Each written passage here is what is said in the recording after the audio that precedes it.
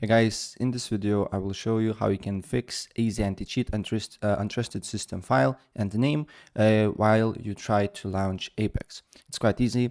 I just fixed myself and I will show you how you can do it too. Right? So first of all, you just need to open up a client where you play Apex Legends. In my case, EA app. For you, it can be Steam. Super similar process. You just need to go to library, then press on the three dots, go to properties, then go to a open folder, and once you're in the folder you just need to write or remember what file is on the end. So for me it's UI 01.dll. so you need to just on search put that exact name, and then once you find that particular DLL file, you just need to right click on it and delete it, right? And then delete it from the system bin as well, and your issue will be solved. So yeah, that's basically it. And if I helped you out, please press like button and subscribe for more. Take care.